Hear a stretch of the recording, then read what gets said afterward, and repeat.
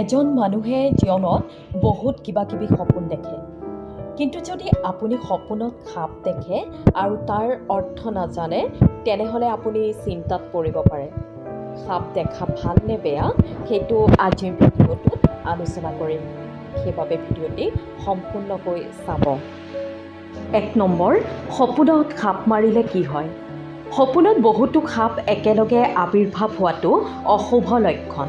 কিন্তু যদি আপুনি সপোনত সাপক হত্যা কৰে বা আঁতৰাই দিয়ে, ইয়াক শুভ বুলি গণ্য কৰা হয়। ইয়ে আসন্ন সংকটৰ পৰা পৰিত্ৰাণ পোৱাটো সূচায়। 2 নম্বৰ, সাপে আপোনাক সপোনত খেদিলে কি হয়? যদি এডাল সাপে আপোনাক সপোনত প্ৰায়ে খেদে, তেন্তে ইয়াৰ অৰ্থ হৈছে আপুনি কিবা এটা বস্তুক অত্যন্ত ভয় কৰে আৰু আপুনি ভাল নোপোৱা সত্যক সহজে গ্ৰহণ কৰিব নোৱাৰে। অদূৰ ভৱিষ্যত আপোনাৰ লগত তেনে কোনো ভয়ংকৰ পৰিস্থিতি হোৱাটোহে সূচায়। সপোনত সাপৰ পাছে পাছে দৌৰাটোকো অশুভ বুলি গণ্য কৰা হয়। 3 নম্বৰ, সপোনত সাপে খুটিছে বুলি দেখিলে কি হয়?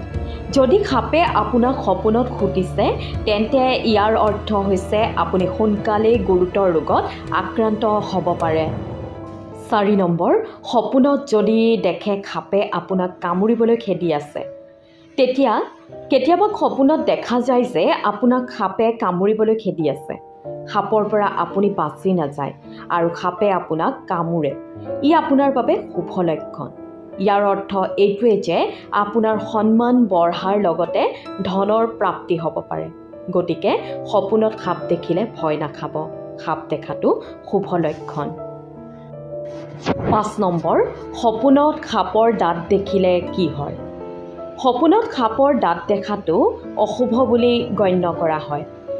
ইয়াৰ অৰ্থ হৈছে যে আপোনাৰ এজন বন্ধু বা আত্মীয়ই আপোনাৰ ক্ষতি কৰিব পাৰে। গতিকে এই সপোনটো অহাৰ পিছত কেইদিনমানৰ বাবে খুবেই সাৱধান হ'ব।